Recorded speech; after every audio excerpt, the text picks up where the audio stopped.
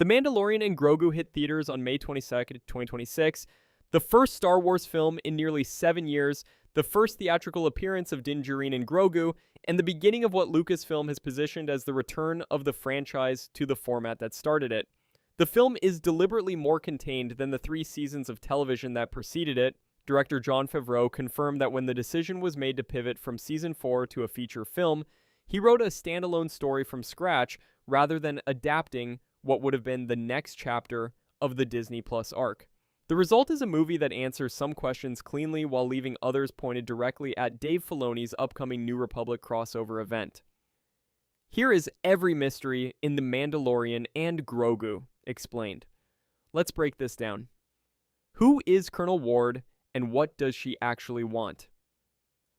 Sigourney Weaver's Colonel Ward is the New Republic's most interesting new addition because she represents something the franchise had not fully depicted in the Mandalorian era. The New Republic, at an operational level, making the specific deals and compromises that a government rebuilding galactic order has to make when the galaxy it is rebuilding includes the Hutt crime families. Ward is positioned within the Adelphi Rangers, the New Republic paramilitary unit that has been operating in the post-Empire era, doing the work that the Rebel Alliance's victory at Endor did not complete. The Empire fell, the regional Imperial warlords did not. The Adelphi Rangers exist to address the gap between the military victory and the political stability that military victory was supposed to produce. Her specific mission in the film, recruiting Din Djarin to retrieve Rada the Hutt from the fighting ring on Shikari in exchange for Hutt intelligence on the Imperial remnant, was the clearest possible statement about what post-Empire governance actually required. The New Republic did not win the peace by destroying every criminal enterprise in the galaxy. It won the peace by negotiating with the criminal enterprises that had survived the war, getting the intelligence it needed in exchange for services that the New Republic's official military apparatus could not provide without diplomatic complications. Din Djarin was the perfect instrument for this specific deal because he was not officially New Republic military. He was a Mandalorian bounty hunter with New Republic adjacent status whose deployment in Hutt space could be officially deniable if the deal went wrong. Ward's X-Wing appearance at the film's climax, arriving to help Din after his imprisonment and rescue, communicated that the official deniability had its limits and that the New Republic was willing to show up when its assets were in genuine danger. Her final exchange with Din, noting that he was part of the New Republic and that the New Republic looked out for its own, was the film's most explicit confirmation that the deniability was over. He was in now. Who is Commander Coin, and why does the Shadow Council matter? Lord Janu, the Imperial warlord whose fighting ring on Shakuri was holding Rada prisoner, was revealed in the film's climactic act to be Commander Coin, one of the figures on the Imperial Shadow Council that The Mandalorian Season 3 had depicted discussing Grand Admiral Thrawn's planned return and the broader Imperial remnants reconsolidation strategy. The Shadow Council was the franchise's most significant single piece of setup for the New Republic era's escalating threat.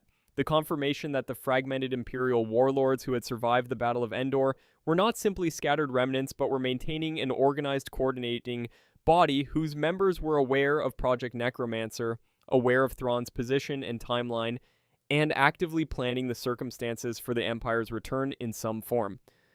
Coin's capture and confession to the New Republic was the film's most direct intelligence contribution to the broader New Republic era narrative.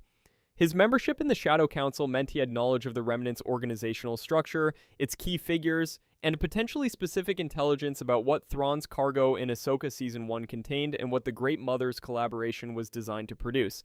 The film did not specify what exactly Coin disclosed beyond confirming that the Hutt twins had been feeding the New Republic false intelligence while secretly working with the Imperial Remnant. That confirmation that the New Republic had been making deals with criminal intermediaries who were simultaneously supplying the enemy was the intelligence breakthrough that Ward's entire mission had been designed to produce. The New Republic was better positioned against Thrawn's return after the film's events. How much better, and what it would do with the intelligence, was reserved for Filoni's crossover. Why is Rata the Hutt fighting in an underground arena? The son of Jabba the Hutt made his live-action debut in The Mandalorian and Grogu voiced by Jeremy Allen White, a now adult Rata who had been a baby rescued by Anakin Skywalker and Ahsoka Tano in the 2008 animated Clone Wars film, and who had spent the intervening decades growing into a physically imposing presence. His circumstances in the film being held prisoner in a fighting ring on Shikari, forced to compete in gladiatorial Dajaric matches by the Imperial warlord running the operation, communicated something specific about what the Hutt crime empire looked like without Jabba. Jabba the Hutt was killed by Leia Organa on the Katanina during Return of the Jedi, and the power vacuum his death created in the Hutt criminal structure had been filled, imperfectly, as the Hutt twins' behavior across the Book of Boba Fett, and now this film documented by a collection of Hutt heirs and associates who were competing for the territorial and financial control that Jabba had maintained through the specific combination of his personal power and his institutional authority. Rota's kidnapping and imprisonment by an Imperial warlord was the film's most direct statement about what the post-Jabba Hutt hierarchy actually looked like. A power structure whose former center was gone, whose legitimate heir was being held in a fighting ring, and whose current leadership was making deals with both the New Republic and the Imperial remnants simultaneously. The Hutt twins were not managing their uncle's legacy, they were exploiting the chaos his death had created while maintaining enough surface cooperation with the New Republic to avoid direct confrontation.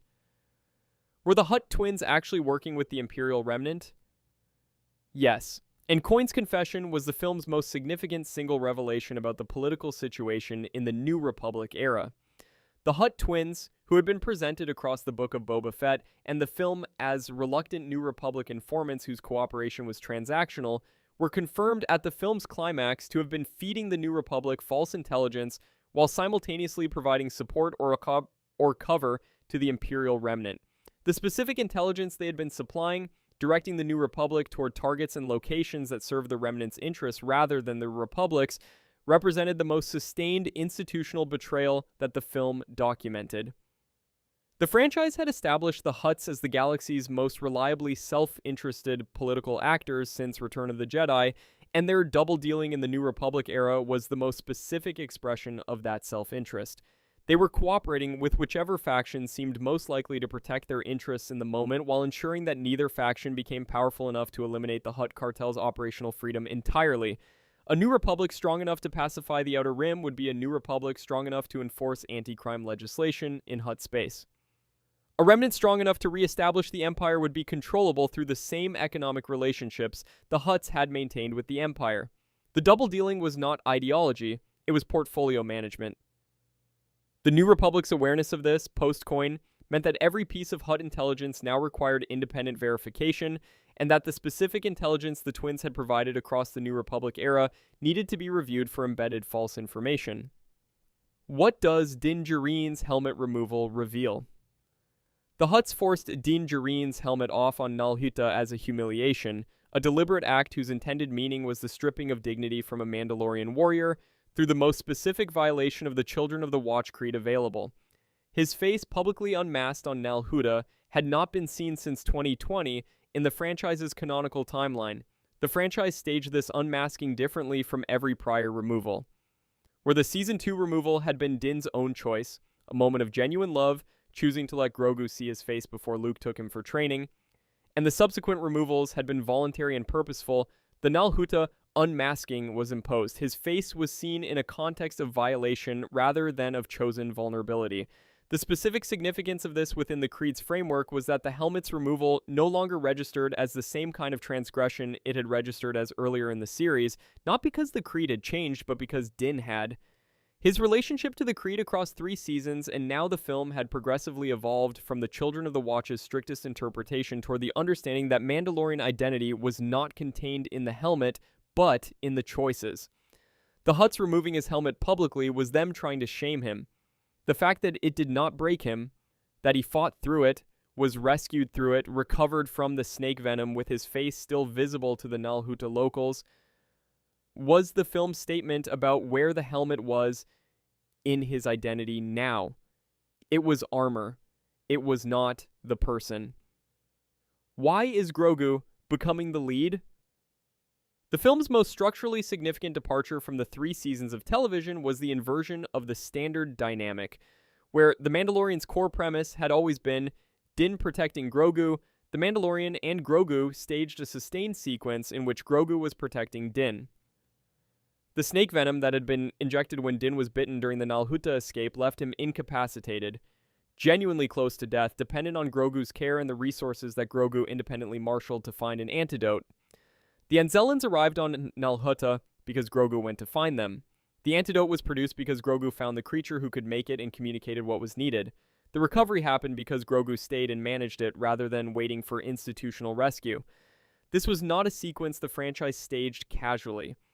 It was the deliberate deployment of the film's middle act as proof that the person Din had been raising was ready to be the protagonist of their shared story rather than simply its cargo. Pedro Pascal's comment during the film's promotion that the story explored Din's awareness that Grogu would outlive him by centuries, and that this awareness shaped his protective instincts and his determination to prepare Grogu for the future, was the film's most direct thematic statement. The film was showing the preparation paying off. Grogu was ready to protect his father. The question the franchise had not yet answered was what he would be ready to do next. Where is Thrawn in all of this? The movie's most pointed absence and the franchise's clearest signal about where the weight of the New Republic era's escalating threat is going to land. Grand Admiral Thrawn is not in The Mandalorian and Grogu. He is referenced.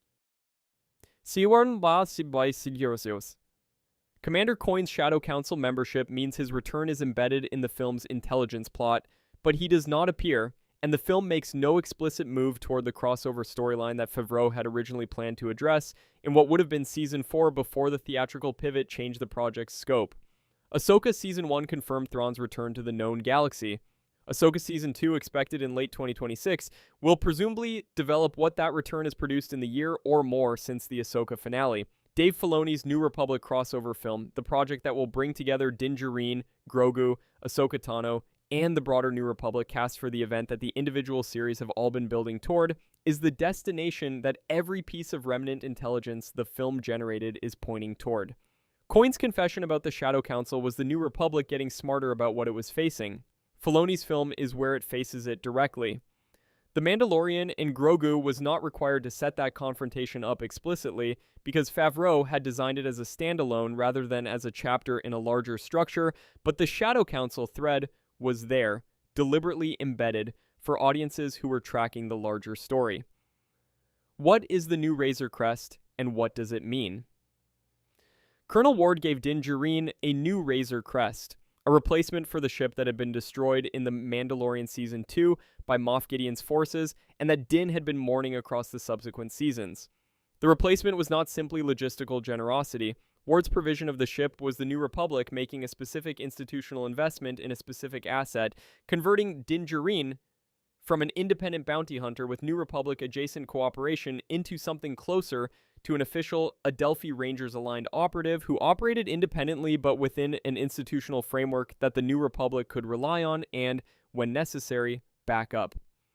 The franchise staged his parting exchange with Ward, her acknowledgement that he was part of the New Republic now, the mutual confirmation that they looked out for their own, as the film's clearest statement about what his post-Season 3 identity actually was. The Mandalorian of Seasons 1 and 2 was operating outside every institution simultaneously, not Covert Watch, not Death Watch, not New Republic affiliated, just a bounty hunter with a code and a foundling. By the film's end, he was the Adelphi Rangers' most unusual member, a Mandalorian warrior in a New Republic paramilitary unit, with a new ship bearing the same name as the one he had lost, starting the next chapter of his career with institutional backing for the first time in the franchise's documentation of his story. The new Razor Crest was not just a ship, it was the franchise making Din Djarin's new context material. What does Grogu's Force evolution mean going forward?